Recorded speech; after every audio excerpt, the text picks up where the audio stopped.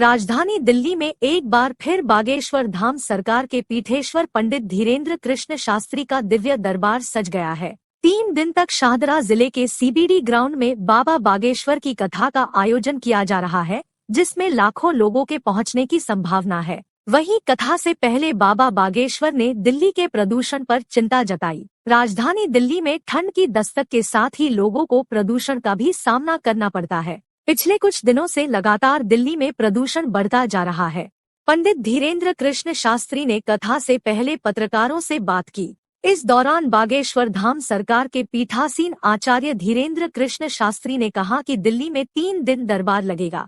इस दौरान उन्होंने दिल्ली के प्रदूषण पर चिंता जताई और कहा कि लोगों को कम से कम वाहनों का प्रयोग करना चाहिए। बाबा बागेश्वर धाम ने जनता से अपील करते हुए कहा कि वो अपने बच्चों को गंभीर बीमारियों से बचाएं और उनको हमेशा मास्क लगाने के लिए प्रेरित करें। आगामी 22 जनवरी को श्री राम जन्मभूमि अयोध्या में नवनिर्मित राम जन्मभूमि मंदिर का भव्य उद्घाटन किया जाएगा, जिस पर आचार्य धीरेन्द्र कृष्ण शास्त्री ने प्रसन्नता जताई। आचार्य धीरेन्द्र कृष्ण शास्त्री ने जन्मभूमि के सर्वे को हिंदुओं की जीत बताया है। देखिए राजधानी दिल्ली से परिपूर्ण न्यूज टीवी की विशेष रिपोर्ट। देश दुनिया की अपडेट के लिए परिपूर्ण न्यूज टीवी को सब्सक्राइब कीजिए एवं बेल आइकन पर क्लिक करना ना भूलें। नमः गुरुभ्यो गुरुपादुकाभ्यो नमः परेभ्यः परपादुकाभ्यः आचार्य सिद्धेश्वर पादुकाभ्यो नमोस्तु सीतापति पादुकाभ्यः। भगवान श्री सीताराम जी की मंगलमयी कृपा से, बागेश्वर हनुमान जी के चरणों के प्रताप से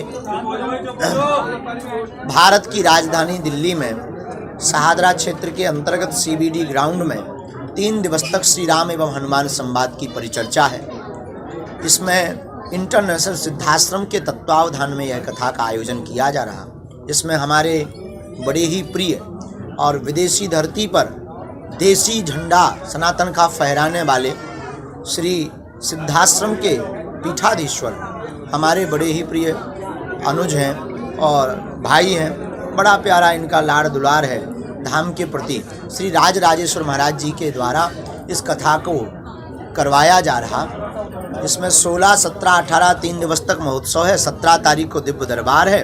बाकी 3 दिनों तक दोपहर 2 बजे से हरि इच्छा तक भगवत चर्चा होगी। सो इसके लिए आप लोगों के मन में जो भी भाव प्रश्न उत्पन्न हो उसका आप उत्तर पा सकते हैं। दिल्ली के लोग बड़े प्यारे, हम पूर्व में भी दिल्ली आ चुके हैं। कथा की हमने, यहाँ की भावों को भाव बड़ा प्रबल है। एक तो ठीक पास में वृंदावन है और हरिद्वार भी है, तो यहाँ के लोग बड़े भावुक हैं। पर लौकिक दृष्टि से अगर हमसे पूछें, अध्यात्म के अलावा लौकिक दृष्टि से पूछें तो वर्तमान दिल्ली प्रदूषण से जूझ रहा है और ये यहाँ के लिए बहुत ही घातक है। तो दिल्ली के हम अपने सभी प्रियजनों को, देखो जो माने सो ठीक, साधु तो प्रार्थना कर सकता है, तो हम प्रार्थना करके यही कहेंगे कि कम से कम वाहनों का प्रयोग करें और कोशिश भर आसपास जो है कोशिश करें कि अपने बच्चों के मास्क लगाए रखें ताकि किसी भी प्रकार की ऐसी कृत्य ना हो सके जिससे किसी को हानि या क्षति हो। महाराज जी, इसके लिए किसको जिम्मेदार मानते हैं जिस तरीके से यहाँ प्रदूषण की आप बात वर्तमान में बढ़ते हुए संसाधन और नज़दीक पर ये फैक्ट्रियाँ, प्रदूषित जगह जगह कचरा डालना और कुछ जो बीच में सुनने को मिलता, हम सत्य असत्य कुछ कह नहीं सकते। सुनने को मिलता है कि कई बार आसपास के खेतों की फसल जला दी जाती, उसका धुआं भी आ जाता। तो ये कुल मिला जुला करके सब लोग जिम्मेदार हैं, सबको इस पर